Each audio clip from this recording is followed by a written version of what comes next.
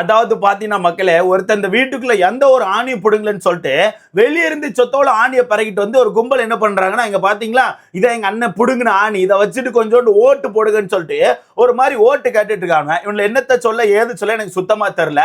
அதாவது இந்த big pass அப்படிங்கிற ஷோ வந்து நல்லவர் யார் அப்படின்னு தேடுற ஷோ கிடையாது. பிக் பாஸ் ஷோ அப்படிங்கிறது அந்த வீட்டுக்குள்ள இருந்து நீ மக்களுக்கு என்ன கொடுத்த, 106 நாள் இந்த வீட்டுக்குள்ள இருந்து மக்களுக்கு என்ன கொடுத்த, மக்களை எப்படி என்டர்டெயின் பண்ண, அந்த ஷோக்கு என்ன மாதிரி கண்டென்ட் நீ கொடுத்த, அதை பொறுத்து தான் உங்களுக்கு ஓட்டு போட்டு அது மூலமா தான் இந்த டைட்டில் வின்னரை தேர்ந்தெடுக்க முடியும். நீ வீட்டுக்குள்ள ஆணியா பிடுங்கன்னு சொல்லிட்டு வெளியே பிடுங்கின ஆணியெல்லாம் தூக்கிட்டு வந்து இந்தாங்க வச்சுக்கோங்க, இதை வச்சுட்டு கொஞ்சோண்டு ஓட்டு கொடுங்க அப்படின்னா என்னங்க கதை?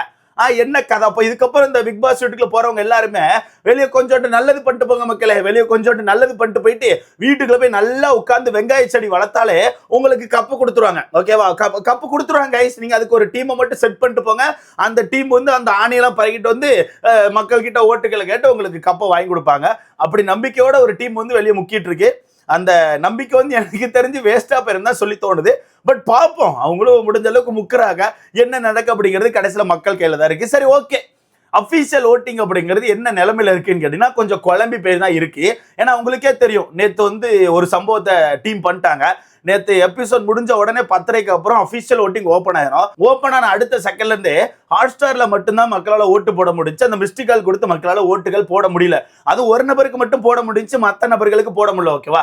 அதுல முக்கியமா ஒரு நபருக்கு மட்டும் சுத்தமா போட முடியல, மற்ற நபர்கள் கூட லைட்டா போட முடிஞ்சு. ஆனா அதுல ஒண்ணு நம்ம பெருசா வந்து பிரிச்சு பாக்குறதுக்கு இல்ல. வெறுமனைக்கு அரோராக்கு மட்டும்தான் ஓட்டுகள் வந்து கிளீனா போட முடிஞ்சு, மத்த யாருக்குமே ஓட்டு போட முடியல. அந்த வகையில அரோராக்கு பயங்கரமான ஓட்டுகள் நேற்று நைட்ல இருந்து வந்திருக்கு போல. ஏன்னா நான் காலையில முதல் வீடியோல சொன்னேன்னா, மக்கள் நிறைய பேர் வந்து அவங்களுக்கான ஃபேவரட்டுக்கு வந்து ஓட்டு போட்டு ட்ரை பண்ணியிருக்காங்க. அந்த நம்பர் ரீச் ஆகல, கால் போக மாட்டேங்குன்னு சொல்லிட்டு பயந்து என்ன பண்ணிருக்காங்கன்னா எல்லார் நம்பருக்கும் ட்ரை பண்ணிருக்காங்க. மாத்தி மாத்தி அடுத்த ஆட்கள் நம்பருக்கு ட்ரை பண்ணும்போது டக்கு டக்குன்னு அடுத்த ஆட்களுக்கு கொஞ்சம் கொஞ்சம் ஓட்டு விழுந்துச்சு. அதுல அரோராக்கான நம்பர் வந்து ஃபுல்லா ஒர்க்கிங்ல இருந்திருக்கு. சபரிக்கான நம்பர் கொஞ்சம் ஒர்க்கிங்ல இருந்துச்சு. அதுவும் நைட் அப்புறம் காணாம போயிருச்சு. அந்த வகையில அரோராக்கான ஓட்டுகள் அப்படிங்கிறது தாறுமாறா ஏறி இருக்கு. ஆனா மக்கள் தெரிஞ்சு போட்ட ஓட்டு இல்ல, தெரியாம போட்ட ஓட்டு. நம்பர் ஒர்க் ஆகுதான்னு சொல்லி செக் பண்ண போய் டர்ன்னு ஒரு ரிங்க கொடுத்து ஓட்டுகளை போட்டு விட்டாங்க. அந்த வகையில இப்போ அபிஷியல்ல பாத்தீங்கன்னா ஓட்டிங் ஆர்டர் அப்படிங்கிறது லைட்டா திணறி போய் இருக்கு. பட் எனக்கு தெரிஞ்சு இந்த ஓட்டிங் ஆர்டரை வந்து கண்டிப்பா மாத்திடுவாங்க மக்கள். ஏன்னா இந்த ஓட்டிங் ஆர்டர் படி போறதுக்கான வாய்ப்பு இல்லைன்னு எனக்கு தோணுது. எனக்கு அப்படிதான் ஃபீல் ஆகுது. ஸோ ஓட்டிங் ஆர்டர்ல முதல் இடத்துல யார் இருக்கான்னு பார்த்தீங்கன்னா திவ்யா அவர்கள் தான் இருக்காங்க. ஸோ முதல் இடத்துல திவ்யா தான். அதை மாத்துறதுக்கான வாய்ப்பே கிடையாது ப்ரோ. ஏன்னா இத்தனை நாட்கள் ஓட்டு வாங்கிட்டு இருந்தாங்க. இந்த ஒரு நாள் ஓட்டுல வந்து டக்குலாம் பெரிய குழப்பம் வராது. கண்டிப்பா அந்த ஓட்டுகள் அப்படிங்கிறத மக்கள் வந்து எப்படியாச்சும் திருப்பி கொடுக்க ஆரம்பிச்சிருவாங்க. அதுவும் ஃபினாலே வீக் அப்படிங்கும்போது சும்மா இருக்க மாட்டாங்க. மாத்தி மாத்தி பயங்கரமா ப்ரொமோட் பண்ணிட்டு இருக்காங்க. யார் யாரெல்லாமோ கொந்தளிச்சு வந்து யார் யாருக்கெல்லாமோ ஓட்டுகள் கேட்டுட்டு இருக்காங்க. இது என்னத்த சொல்லன்னு எனக்கே தெரியல ப்ரோ. ஒரு சைடு பார்த்தா ஒரு கும்பல் வந்து பயங்கரமா திவ்யாவுக்கு ஓட்டு கேட்டுட்டு இருக்காங்க. இன்னொரு சைடு பார்த்தா ஒரு கும்பல் வந்து சபரிக்கு பயங்கரமா ஓட்டு கேட்டுட்டு இருக்காங்க. அந்த பக்கம் இன்னொரு கும்பல் அரோராக்கு கேட்டுட்டு இருக்காங்க. இந்த பக்கம் இன்னொரு கும்பல் வந்து விக்ரம்க்கு கேட்டுட்டு இருக்காங்க. எல்லாம் தூங்கிட்டு இருந்தவங்களா முழிச்சிட்டாங்க போல. சடனா ஓட்டு போடுங்க ஓட்டு போடுங்க ஓட்டு போடுங்கன்னு சொல்லிட்டு ஒரு மாதிரி கொந்தளிச்சு வந்துட்டு இருக்காங்க. அந்த வகையில திவ்யா அவர்கள் தான் முதல் இடத்துல இருக்காங்க. அதுல மாற்றமே கிடையாது. திவ்யா அவர்கள் தான் முதல் இடத்துல இருக்காங்க. ஆனா 2வது இடத்துல அரோரா இருக்காங்க போல. இப்போதைக்கு அரோரா இருக்காங்க.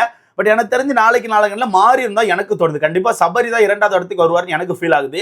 ஏன்னா சபரிக்கு அந்த மாதிரி பயங்கரமான ப்ரொமோஷன் போயிட்டு இருக்கு. ஓகேவா? முடிஞ்ச அளவுக்கு ப்ரொமோட் பண்றாங்க. அதுல நம்ம கானா வினோத் அவர்கள் வேற அடுத்த யார் டைட்டில் வின் பண்ணுவான்னு சொல்லி கேட்கும் போது சபரின்னு சொல்லிட்டாப்ல. அவர் எதுக்கு அப்படி சொன்னாருன்னு தெரியல.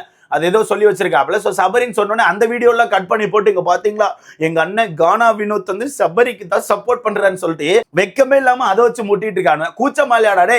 கடைசி நாட்கள் கூட வீட்டுக்குள்ள கானா வினோத்துக்கும் சபரிக்கும் சண்டை வரும்போது கானா வினோத் எந்த அளவுக்கு பேசுனீங்க? கானா வினோத் அந்த அளவுக்கு மட்டமா பேசினாட ப்ரோ சபரிக்கு சப்போர்ட் பண்ணி. ஆனா இப்ப பாத்தீங்கன்னா எங்க அண்ணன் கானா வினோத் எங்க அண்ணன் சபரிக்கு சப்போர்ட் பண்றாரு வா அப்படிங்க. சரி, வெக்கமா இல்ல, வெக்கம் கடமையில உயிரை போட்டு வாங்கிட்டு இருக்காங்க. அந்த வகையில சபரிக்கான ஓட்டுகள் அப்படிங்கிறது எனக்கு தெரிஞ்சு ஏறும் ப்ரோ. கண்டிப்பா யாரும் அது விடவே மாட்டாங்க. முடிஞ்ச அளவுக்கு சேனலும் ப்ரொமோட் பண்ணுவாங்க. அவன் வீட்டுக்குள்ள நடந்தாலும் அவனை தான் ஃபோக்கஸ் பண்ணுவாங்க, உட்கார்ந்தாலும் அவனை தான் ஃபோக்கஸ் பண்ணுவாங்க. முடிஞ்ச அளவுக்கு ஓட்டு கேட்பாங்க. ஓகேவா? ஸோ முடிஞ்ச அளவுக்கு ஓட்டு கேட்பாங்க. பட் இருந்தாலும் இப்போ முதல் இடத்துல திவ்யா, 2வது இடத்துல அரோரா, 3வது இடத்துல சபரி, 4வது இடத்துல விக்கரம். பட் எனக்கு ஒரு சின்ன வருத்தம் ப்ரோ. சின்ன வருத்தம்னா என்னன்னா, இந்த பிக் பாஸ் ஷோ எப்படி ஒர்க் ஆகும் அப்படிங்கிறத நான் ஃபர்ஸ்டே சொன்னேன். முடிஞ்ச அளவுக்கு கண்டென்ட் கொடுக்குற நபருக்கு தான் மக்கள் வந்து ஓட்டு போடுவாங்கன்னு சொல்லிட்டு. கண்டென்ட் கொடுக்கறது மட்டும் இல்லாமல் மக்களுக்கு உங்களை பிடிக்கணும். மக்களுக்கு உங்களை பிடிக்கிற மாதிரி ஏதாவது ஒரு சில விஷயங்கள் பண்ணோம். அது சின்னதாக ஒரு 4-5 விஷயங்கள் பண்ணால் கூட போதும், மக்களுக்கு டக்குன்னு உங்களை பிடிச்சிரும். எடுத்துக்காட்டுக்கு அது சபரியே இருக்காப்ல. முதல் நாள்ல இருந்து வெறுமணிக்கு வெங்காயத்தை மட்டும் தான் வளர்த்தாப்புல. கடைசி அந்த டிடிஎஃப் டாஸ்க்ல ஒரு ஹியூமானிட்டியை காமிச்சாப்புல. அந்த ஹியூமானிட்டிக்கு அப்புறம் அவருக்கு பயங்கரமான பீக். நம்ம கூட எடுத்து பேசியிருப்போம், கண்டிப்பா பார்த்திருப்பீங்க. எல்லாருக்கான வீட்டு செல்ல பிள்ளையா மாறிட்டாப்ல. எல்லார் வீட்லயும் இந்த மாதிரி ஒரு குழந்தை இருக்கணும்னு சொல்லிட்டு அவ்வளவு பேர் யோசிக்க ஆரம்பிச்சிருக்காங்க. ஸோ அப்படி இருக்கும்போது அதான் மக்களுக்கு உங்களை பிடிச்சி போச்சுன்னா போதும், அது எந்த டைம்லலாம் இல்லை, கடைசி நேரத்தில் கூட பிடிச்சி போச்சுன்னா மக்கள் ஓட்டு போட ஆரம்பிச்சிருவாங்க. ஆனா அதை விக்கல் சிகரம் எங்கேயோ தவற விட்டாருன்னு எனக்கு தோணுது. அதை எங்கேயோ விக்கல் சிகரம் தவற விட்டாப்ல. ஏன்னா வீட்டுக்குள்ள அந்த மனசை இந்த 4 பேரை கம்பேர் பண்ணும்போது ஏகப்பட்ட விஷயத்த பண்ணியிருக்காப்ல. எல்லா வீக்லி டாஸ்க்கும் அந்த மனுஷன் ஏதாவது ஒன்று பண்ணுவாப்ல. எல்லா வீக்லி டாஸ்க் ஏதாவது ஒன்று பண்ணுவாப்ல. வீட்டுக்குள்ள நிறைய சண்டை போட்டிருக்காப்ல, நிறைய ப்ரொமோல வந்திருக்காப்ல, ஏகப்பட்ட கண்டென்ட் பண்ணியிருக்காப்ல, இல்லைன்னா சொல்லவே முடியாது. ஆனா எங்கேயோ விக்கல் சிக்கரம் லைட்டா மிஸ் ஆயிருக்காப்ல. அதாவது மக்களை கவர்றதுக்கு எங்கேயோ மிஸ் ஆயிருக்காப்ல. அதனால அந்த மனுஷன் ஒரேடியா டவுன் போயிட்டாரு. ஒரேடியா டவுன் போயிட்டாரு.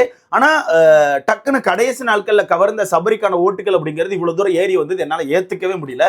எனக்கு தெரியல, அதாவது முன்னாடி இருந்தே சபரிக்கு ஓட்டுகள் வந்துட்டு இருந்துச்சுன்னா சரி ஓகேன்னு சொல்லி நம்ம போலாம். என்னன்னா அந்த கடைசி அந்த டிடிஎஃப் டாஸ்க்ல பண்ண அந்த ஒரு நல்ல விஷயம் அவருக்கு இவ்வளவு பெரிய விஷயத்தை தூக்கி கொடுக்கும் அப்படிங்கிறது நல்லா சுத்தமா எதிர்பார்க்கல. அந்த அளவுக்கு பயங்கரமான ஓட்டுகளை வாங்கிட்டு இருக்காப்ல.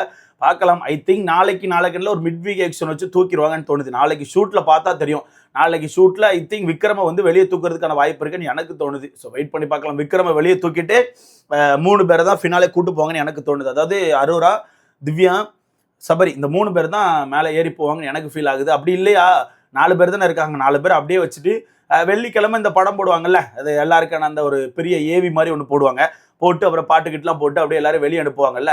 அப்படி அனுப்பும்போது அப்படியே வச்சுட்டு அப்படியே நைட்டோட நைட்டா இல்லை அடுத்த நாள் ஷூட்டில் எனக்கு தெரிஞ்சு விக்ரம வெளியெடுப்பாங்க எனக்கு தோணுது. ஸோ வெயிட் பண்ணி பார்க்கலாம் என்ன நடக்குங்கிறது தெரில. பட் என்னன்னா புதுசாக சபரிக்கு ஒரு முட்டு கொடுத்துட்டு இருக்காங்க. உள்ள கண்டென்ட்டே இல்லை, உள்ள அவருக்கு எடுத்து பேசுறதுக்கு கண்டென்ட்டே கிடையாது. ஆனால் அவர் எதுவுமே பண்ணல. அவர் அதிகபட்சம் பண்ணதே வெங்காய செடி வளர்க்குறதான். பட் அந்த மனுஷன் நல்ல மனுஷன் தான், இல்லைன்னா சொல்லவே மாட்டேன். அந்த மனுஷன் ஒரு தங்கமான மனுஷன், நிறைய விஷயங்கள் பண்ணியிருக்காரு வெளியே, இல்லைன்னா நம்ம சொல்லவே முடியாது. ஆனால் அதெல்லாம் கொண்டு பிக் பாஸ்க்குள்ள ஓட்டு கேட்கும் போது அது ஃபேராக இருந்த மாதிரி எனக்கு தோணல. ஃபேர் மீன்ஸ் அது சரியில்லையே. வெளியே ஒருத்தன் இவ்வளோ நல்லது பண்ணியிருக்கான்னு சொல்லிட்டு வீட்டுக்குள்ள வெறுமனைக்கு உட்காந்து மிச்சர் மட்டும் தின்னுட்டு இருந்தா கடைசியில் அதை வச்சு ஓட்டு வாங்கிடலாங்கிறது அது கரெக்ட் கிடையாதுல்ல. அப்படிலாம் கம்பேர் பண்ணி பார்க்க போனா விக்கல் சிக்கரம் என்ன பண்ணுவார் சொல்லுங்க. விக்கல் சிக்கரம் வீட்டுக்குள்ள அவ்வளோ உழைப்பு போட்டிருக்காரு. அவருக்கான அந்த உழைப்பு அப்படிங்கிறதுலாம் ஒரு மாதிரி காணாம போயிருதுல. இவர் எதுவுமே பண்ணாம வெறுமனைக்கு வெளியே பண்ண அந்த நல்லது விஷயங்களை மட்டுமே காமிச்சு ஓட்டுகளை வாங்குறது அப்படிங்கிறது என்ன எப்படின்னு தெரியல. அது மக்கள் கையில இருக்கு, உங்க கையில தான் இருக்கு, நீங்க தான் சொல்லணும். பட் அந்த மாதிரி தான் பண்ணிட்டு இருக்காங்க. இப்போ பயங்கரமா போயிட்டு இருக்கு. அவங்களுக்கு ஓட்டு கேட்க வழி இல்லாம வெளியுள்ள விஷயங்களை தூக்கிட்டு இப்படி பண்ணியிருக்காரு அப்படி பண்ணியிருக்காருன்னு சொல்லிட்டு பயங்கரமா ஓட்டு வாங்கிட்டு இருக்காங்க. ஸோ பார்க்கலாம் எங்க போய் நிற்குன்னு சொல்லிட்டு. பட் இருந்தாலும் end of the day general audience கையில் தான் இது போய் சேரும். வெறுமனைக்கு இந்த சோசியல் மீடியாவில் இந்த மாதிரி விஷயங்களை ட்ரெண்ட் பண்ணி மட்டும் எனக்கு தெரிஞ்சு ஓட்டுகள் வாங்க முடியாது. 1 hour எபிசோட் பார்க்குற ஒரு குடும்பங்கள் இருக்குது தெரியுமா, அந்த குடும்பங்கள் நினச்சா மட்டும்தான் டைட்டில் வின் பண்ண முடியும். ஸோ பார்க்கலாம் என்ன முடிவு எடுக்கிறாங்க மக்கள்னு சொல்லிட்டு. இன்னும் 3 நாள் இருக்குப்பா, அப்படி இப்படின்னு 2 நாள் கடந்துட்டோம். இன்னும் 3 நாள். ஐ திங்க் 3 நாளில் 1 நாள் மட்டும் தான் வரும். நாளைக்கு மட்டும் தான் பெருசாக கண்டென்ட் இருக்கும். ஓகேவா, கண்டென்ட் மீன்ஸ் இப்போதே கண்டென்ட்டே கிடையாது. நாளைக்கு மட்டும் தான் ஏதாவது ஒன்று இருக்கும். நாளைக்கு 2 பேர் வீட்டுக்குள்ள வருவாங்க, அதை வச்சு அப்படியே கொண்டு போவாங்க. வியாழக்கிழமை இப்போ பொங்கல் செலிப்ரேஷன் சொல்லிட்டு அப்படியே இழுத்து அடிச்சிருவாங்க. வெள்ளிக்கிழமை உங்களுக்கே தெரியும் ஆஸ் யூஷுவல் ஏவி போட்டு ஒரு மாதிரி இது பண்ணி எல்லாரையும் அழுக வச்சு வீட்டுக்கு அனுப்பிடுவாங்க. அவ்வளோதான், பிக் பாஸே முடிஞ்சு போச்சு. நாளைக்கு 1 நாள் இருக்கு. எப்படி என்ன பண்ணுறாங்கிறத வெயிட் பண்ணி பார்க்கலாம். ஸோ நீங்கள் சொல்லுங்க guys, ஓட்டு போட்டிங்களா? யாருக்கு ஓட்டு போட்டீங்க? ஏ ஃபார் ஆயாவா, ஏ ஃபார் அப்பத்தாவா, இல்லை யாருக்கு ஓட்டு போட்டிங்கன்னு சொல்லிட்டு மறக்காமல் கமெண்டில் போட்டுருங்க. பார்க்கலாம் என்ன நடக்குங்கிறத வெயிட் பண்ணி பார்க்கலாம். ஸோ இதை பற்றி உங்களுக்கான கருத்துன்னு சொல்லிட்டு மறக்காம கமெண்டில் போடுங்க. அடுத்த வீடியோவில் பார்க்கலாம்.